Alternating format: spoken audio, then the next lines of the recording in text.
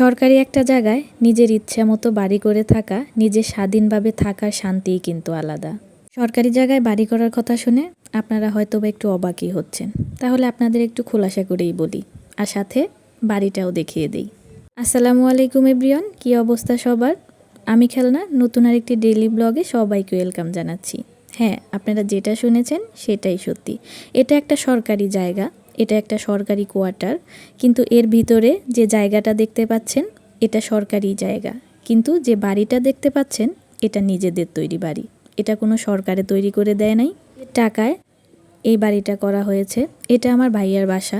এটা হচ্ছে drawing room, আর drawing রুমটা তো দেখতেই পাচ্ছেন কতটা সুন্দর করে গোছানো। পাশেই রয়েছে ভাইয়া এবং আপুর রুম। এটা হচ্ছে ভাইয়া, আপু আর তার ছেলে থাকে। তো এই রুমটাও বিশাল বড়, সুন্দর করে গোছানো, সব কিছু পরিপাটি করা। যদিও আপু অনেকটা পরিপাটি, অনেকটা গোছানো একজন মানুষ। আর ঘরের মধ্যে সব কিছু গোছানো থাকলে মাশাল্লাহ দেখতে এমনিতেই সুন্দর লাগে।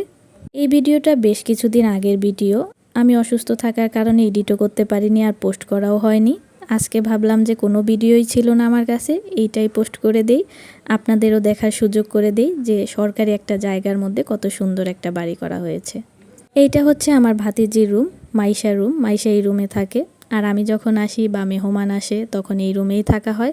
আর ড্রয়িং রুমে যে বিছানাটা পাতা ওইটাও মেহমানরা থাকে, তবে আমি মাইশার সাথেই থাকি আসার পরে। এটাও একটা ভালোই বড় একটা রুম, তো নিজেদের মতো করে করা আর নিজেরা ইচ্ছা মতো ব্যবহার করতে পারতেছে, এর থেকে আর কি লাগে বলেন। আমাদের মতো মধ্যবিত্ত ফ্যামিলিদের কাছে এই বাসাগুলোই অনেক বিশাল কিছু। এত আহামরি কিছুর দরকার হয় না সুখ শান্তিতে থাকতে গেলে, কিন্তু অনেক লোভী মানুষ আছে যারা টাকার লোভে পড়ে অনেক কিছু করে। অনেক সম্পর্ক থেকে ছিন্ন হয়ে গিয়ে টাকার লোভে পড়ে অনেক নতুন সম্পর্ক যুক্ত হয়। সেসব কথা নাই বলি। স্বার্থের জন্য মানুষ অনেক কিছুই করতে পারে। এটা হচ্ছে ছোটোখাটো একটা ডাইনিং রুম, যদিও ছোটোখাটো না, ভালোই বিশাল বড় একটা ডাইনিং রুম। তো রুমে বেশ কিছুটাই জায়গা রয়েছে আর অনেকগুলা জিনিসও রয়েছে। একদম মাইশার রুমের পাশেই হচ্ছে ডাইনিং রুম, এরপরে সামনে বাথরুম, আর এরপরে হচ্ছে বিশাল বড় একটা রান্নাঘর। ঢাকা শহরের যেহেতু বাসা বাড়িতে এত বড় একটা রান্নাঘর থাকে না।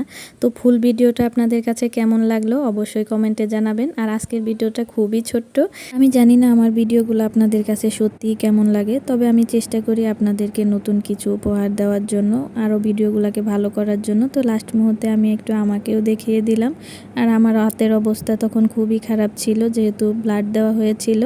তো সবাই ভালো থাকবেন, সুস্থ থাকবেন এবং আমার জন্য অনেক অনেক অনেক অনেক দোয়া করবেন, যাতে আমি সামনের দিনগুলোতে ভালো থাকতে পারি। সব কিছু মিলিয়ে আল্লাহ হাফেজ।